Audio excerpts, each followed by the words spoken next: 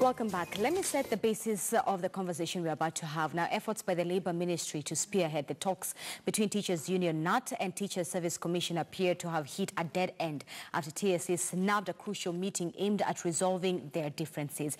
And students and parents should now brace for a long, drawn-out industrial action after the Kenya National Union of Teachers announced that its planned strike will start today and will move forward as planned. Caroline B. with the latest in the trade dispute.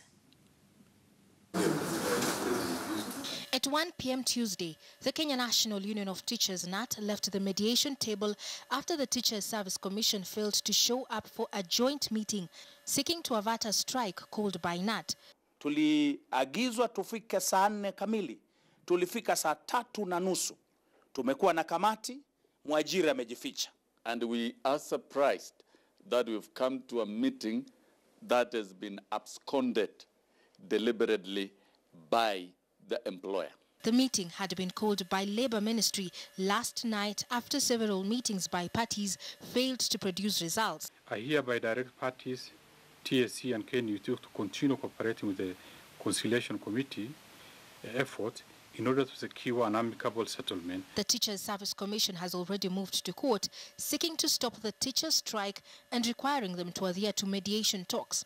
And listed on the notice of motion presented before Justice Biram Ongaya of the Employment and Labour Relations Court is a Ministry of Labour as an interested party.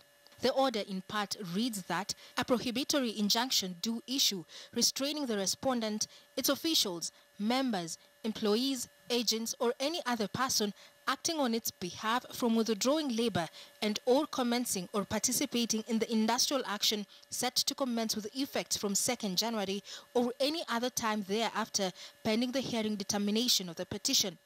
KNUT says it will not be covered by the court order. Even if you hide in court, we'll still meet you in court, and we'll be in court tomorrow.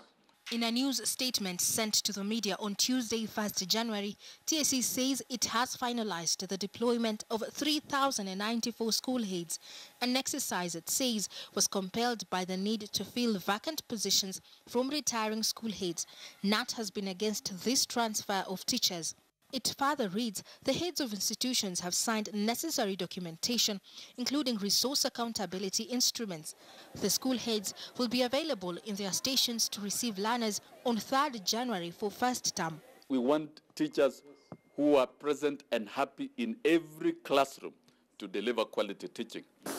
KNUT in its strike notice has raised 4 issues in the dispute: the transfer of teachers, performance contracting system, teachers' promotion and their development modules. The National Parents Association has condemned the strike notice, terming it as insensitive to the plight of children. Schools are set to officially open beginning Thursday, 3rd January. Caroline B., KTN News. My well-enabled panel this morning to help us go through the conversation of overcoming exam failure. Let me introduce them to you. Today, closer to me, I have Jonathan Wesaya. He is an education expert at the center. I have Dr. Gladys Mwiti. She is a consulting clinical psychologist. And on my far end, I have Dr. Emmanuel Manyasa. He is the county manager for Uwezo. It's good to have all of you here with us this morning. Good, Happy New Year, should I say, to all of you. Let's begin with that report by our reporter, Caroline B. And Emmanuel, I'll begin with you if you'd allow me.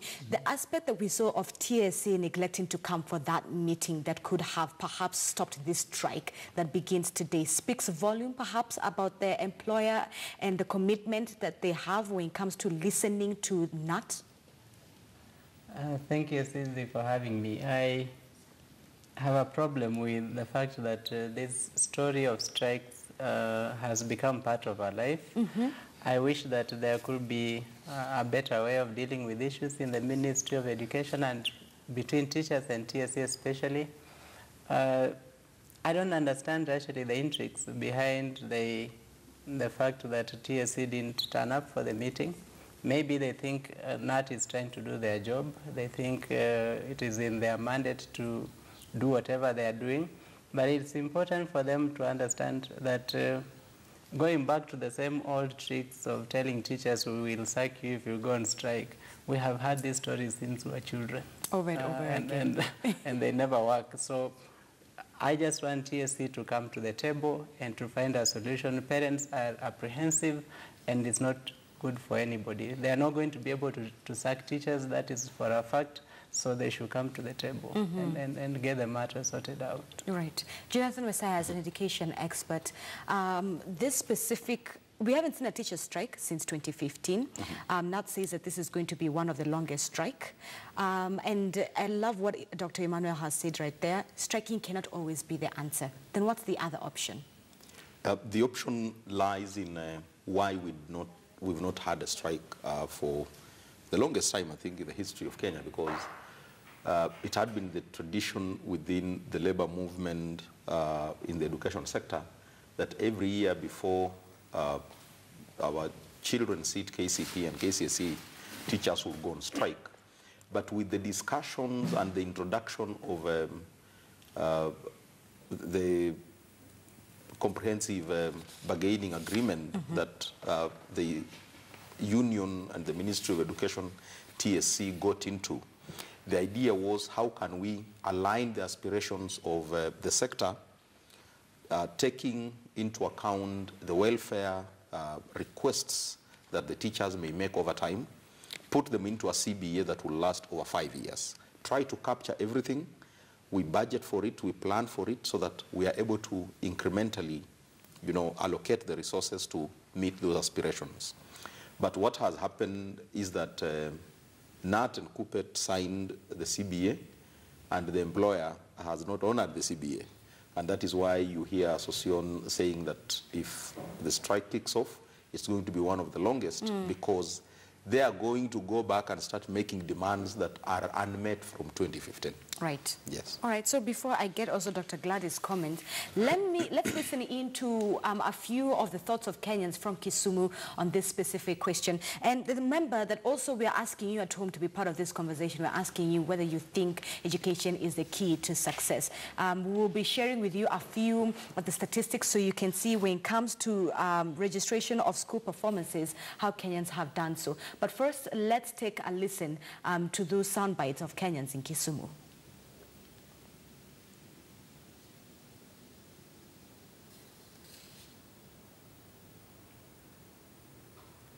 My opinion on education and success, I would say that education is important for one to succeed in life. As Obama quoted sometimes back, that if you think education is expensive, you will realize how more expensive ignorance is. And indeed, education is more important in one's life for you to succeed. High marks does not guarantee success in life, but education bit part of it is very important. You find that some major employers, they did not really get high marks, but in one way or another, they passed through the education system. So education is very important, and it gives you a platform. Number two, education is very broad. It covers even the skill-wise part of it. You find that passion, like there are professional footballers, they have to train in that.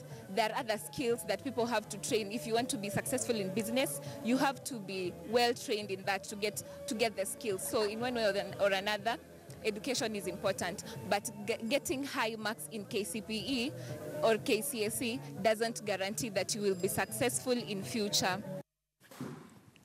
A lot of your feedback online is also streaming in. One says, Julius, to say education is the surest way of succeeding in life. Most people who have succeeded in life have good education.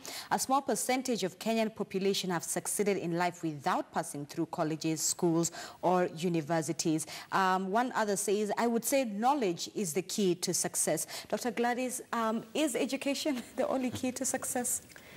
Education, basic education, is key to success, because actually the way one is informed of the world, the education informs you about the world. Right. It informs you about skills that you need to succeed in whatever sector.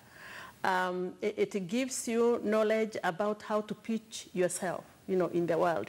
Our biggest problem is how we measure success in education. And I'm very uncomfortable with the use of the word failure.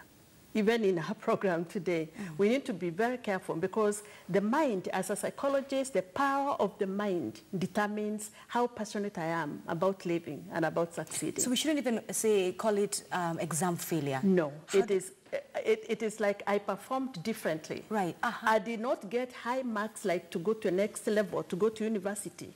But then how do we measure that success? Because we have just one measure, which is academics.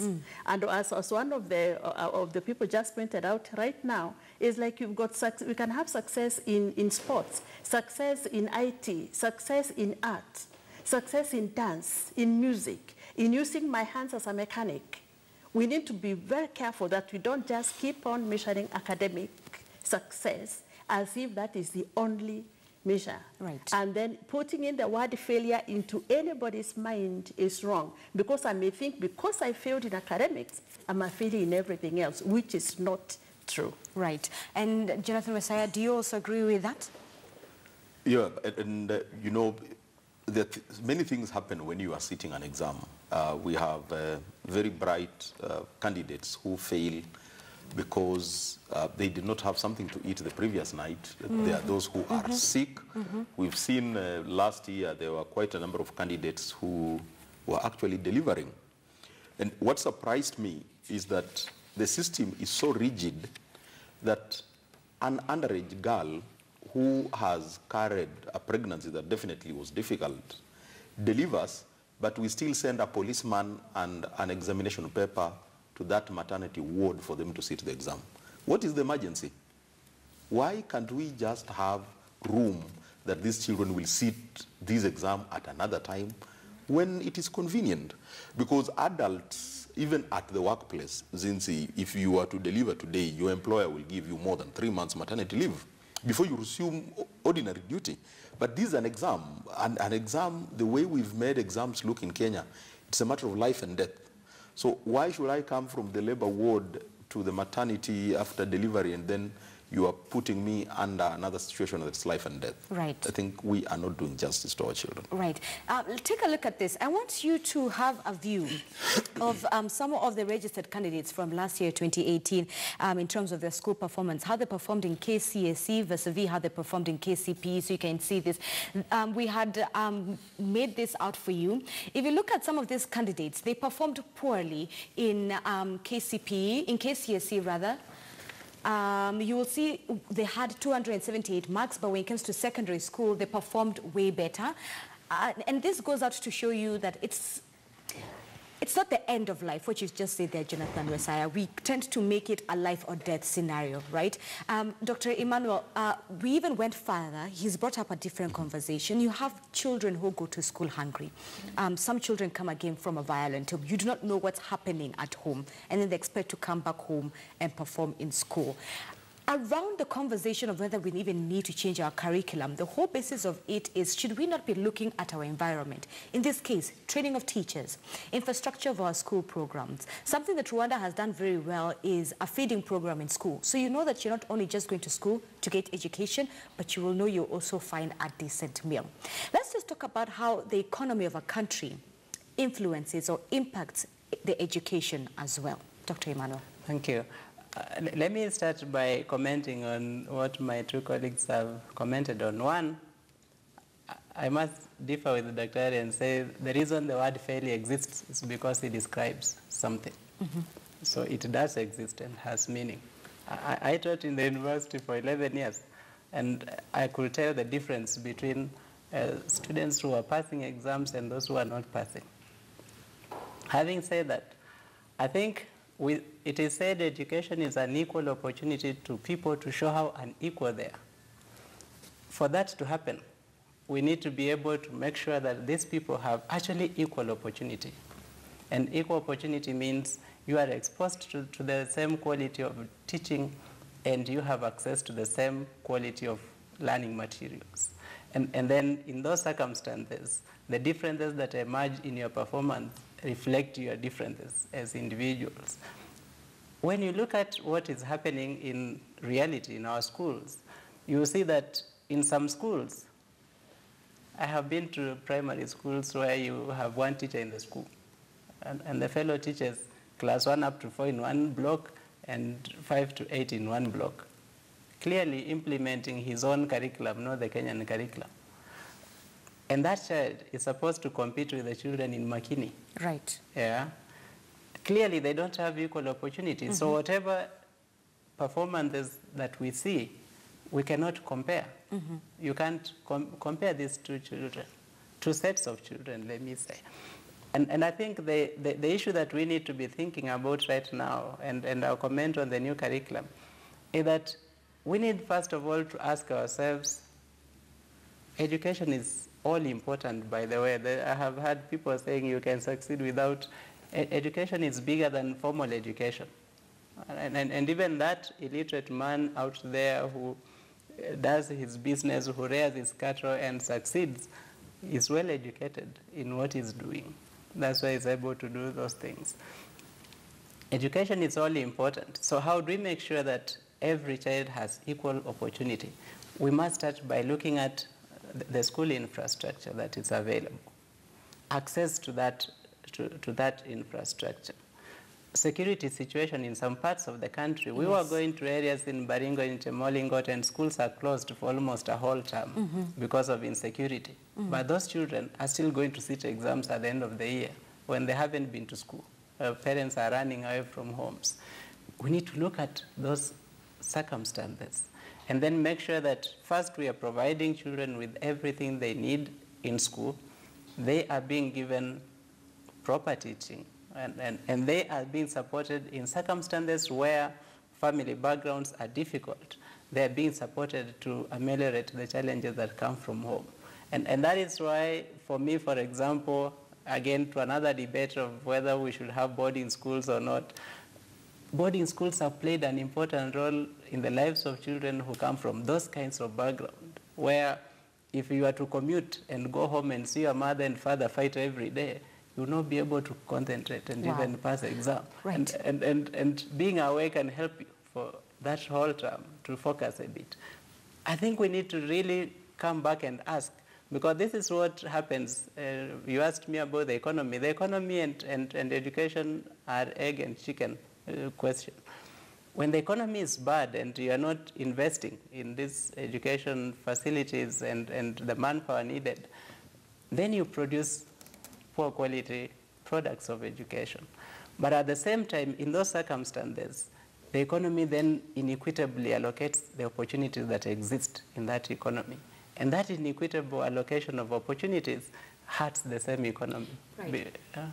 And Dr.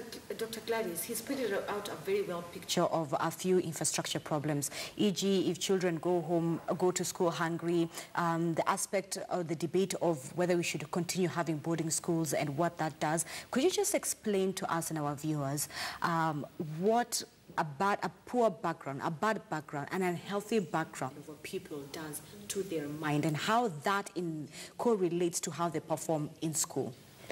Well, the mind is like a container. Okay. The more you pour into it that is negative, the less positive output you get. So you have a child coming from an unhappy home, a violent community, a child whose parents died, or mother died this year. A child maybe, like he said here, that is pregnant. So the more you pour into the mind, the less output. I've had to deal, for example, in our clinic with children that are depressed just before exams. And one headmistress in a particular high school did not understand depression. And so she sent away a Form 4 girl. And she said, go home. We don't deal with the cases of you, the kind of you here. This child was coming from a very violent home. The mother was just hospitalized and so many problems. So we had to work with that child in her depression as she did the exam. She passed the exam. But it's because we were able to sit with her and show her that the sickness of her mother and the troubles in her family could be dealt with in a way that she can put down the stress and be able to handle the stress of the exam. So indeed, this really does affect children. And so it would be wrong for us. And when I use the word failure, what I meant is that we need to be very careful. Like a child like that goes through the exam, and then we tell the child she's a failure. You are adding more to her mind that puts down her self-esteem, puts down her ability to actually use her resources to plan for the future. Right. So you are right, that the environment, the family, the status of the economy, the poverty, the hunger, the sickness and death and traumas in life do affect the performance. And we need to be very careful that we don't measure these children at the same time on the same measure, because then we shall be putting those down that are already down in their minds. Wesaya, as an education expert, yes. then that leads me to my next question. Yes. Do we need to change our grading system? Yeah, we need to change the grading. We need to change how we look at things with finality. If the producer can take us back to the marks that you are projecting right. on the screen some time while. We've seen those children who scored 270 something, 186, 209, but then they have qualified to go to university. I want to use my very own example. When I sat my KCPE, I don't think I even understood why I was going to school. I think I was going to school because it was the tradition of the family. Everybody woke up and went to school, and my father would not take anything less than you attending school. So for the 8 years I was in primary school, I was never sick because my father would not allow it. How do you get sick? You need to be in school. So we would just run to school. So I went to secondary school, and I was largely an average student. In Form 1, I could not speak English. I feared raising up my hand in class because my constructions were poor. But I knew how to read and write, but to myself, not voicing it out. So one day, and God bless her, the teacher, she's still teaching in Kibabi High School, Madam Lucy Omido. So she noticed that I never used to raise up my hand, but I would write the answers correctly. So one day she told me she's going to beat me up until I say what the problem is. So when I started speaking, she told me, Jonathan, stop there. You have a very good voice. We are going to make use of it. And she took me to drama. And that is how I started opening up. Later in life, when I got to the university, that's when I started taking serious interest in public speaking and writing. And today, literally, I put food on my table for my children because I speak. So it is, children come in different forms, shapes, and sizes. So there are those who will, pick up very quickly, but there are those who are also late bloomers, as it were. There are those in class who will take time on a task. Not that they don't understand it, but they want to put the task on the table, move around it 360, and know that they have understood what the teacher asked before they start attempting it. Right. But there are those who will start answering the question even before the teacher finishes asking the question. So we need to understand all this and then have these shades and capacities of these children into the metrics that we use for assessing our learners, so that it is not just this number of years in school, then at the end of the season, we are saying, okay, you sit a 2-hour exam, and we determine if you are making it or you are going to be thrown out of the system. All right, listen to this. Martin, on Twitter, you say, no, it is not. If it was, doctors and professors who lecture in institutions of higher learning would be billionaires. Joseph, you say, absolutely yes. Without education, no success. And when we talk about education, we just don't talk about formal and non-formal education, and do not forget about indigenous and newest education. David, you say, self-belief and hard work is a key to earn success, not education. Peter, yes, an important key, but not the only one. This morning we're asking you whether education is the key to success.